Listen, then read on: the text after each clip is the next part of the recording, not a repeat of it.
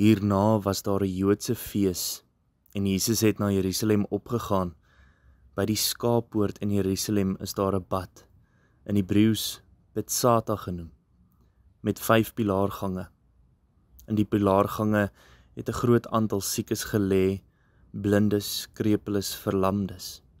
Daar was 'n man wat 38 jaar aan sy siekte gely het. Toe Jesus hom daar sien lê, bewus daarvan dat hy reeds lank siek is, vra hy vir hom, wil jy gesond word? Die sieke het hom geantwoord, meneer, ek het niemand om my in die bad te sit wanneer die water geroer word nie. En terwyl ek nog besig is om nader te gaan iemand anders voor my in.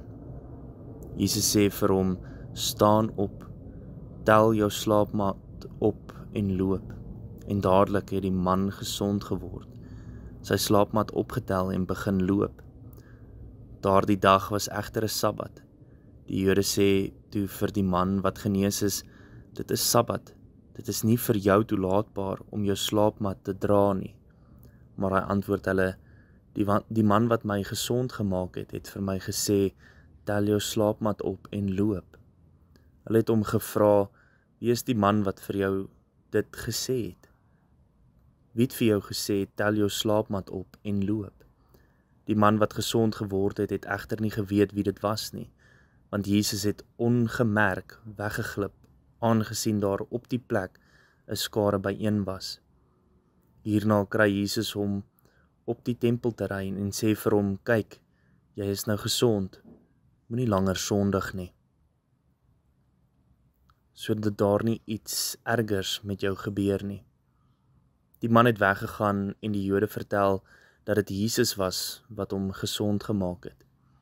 Hieroor wou die Jode hom vervolg omdat hy dit op 'n Sabbat gedoen het.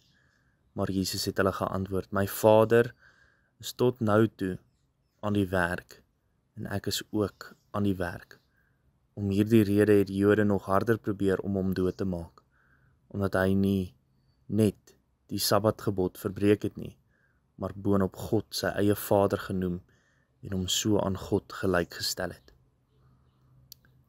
Hierdie gedeelte in Johannes 5 is vir ons weer 'n herinnering dat Jesus die groot geneesheer is, dat hy werklik besorg is, dat hy in oomblikke wanneer skares verby ons beweeg, die een is wat stop, wat agterkom, wat weet.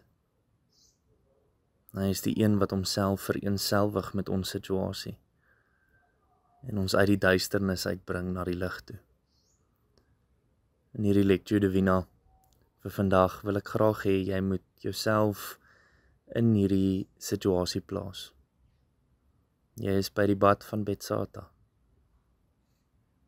Jou siekte is dalk stres.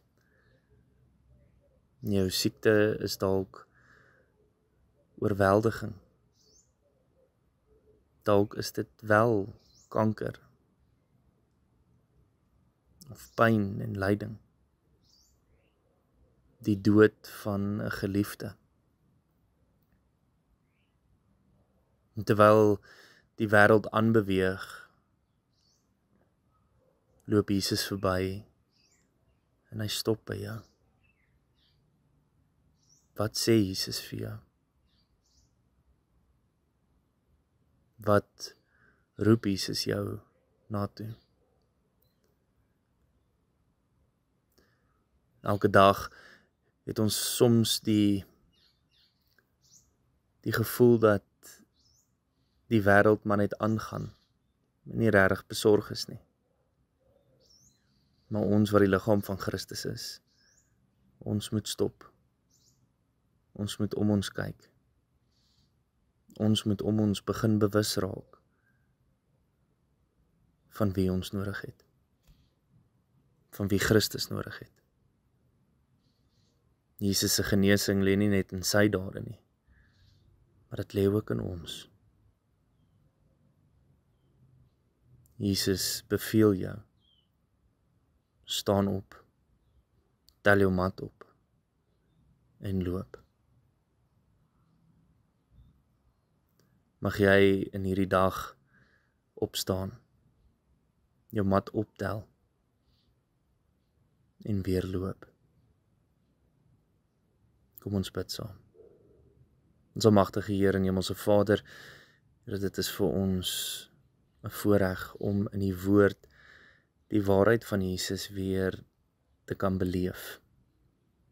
Nie die waarheid wat opgesluit is, nie in die woorde wat vasgepen is net in die Bybel nie, maar in die belewenis van Jesus Christus, wat hierdie woorde vir ons kom mens maak het, wat hierdie waarheid in mensevorm kom uitstort het oor die wêreld. Ag Here, mag U ons genees, mag U ons groot vertrooster bly, mag ons altyd gefokus bly op U. Here, wees dan so saam met ons in hierdie week. Laat ons ook bewus wees van U teenwoordigheid, soos wat ons deur ons daaglikse roetines en aktiwiteite beweeg. Maar moenie laat ons net deel word van die skare wat verbyloop nie. Laat ons ook stop. Laat ons om ons kyk en laat ons die koninkryk bevorder, deur om die wat dit meeste nodig het, by te staan. Ons bid dit nie omdat ons dit verdien, Here, maar alleen uit U genade. Amen.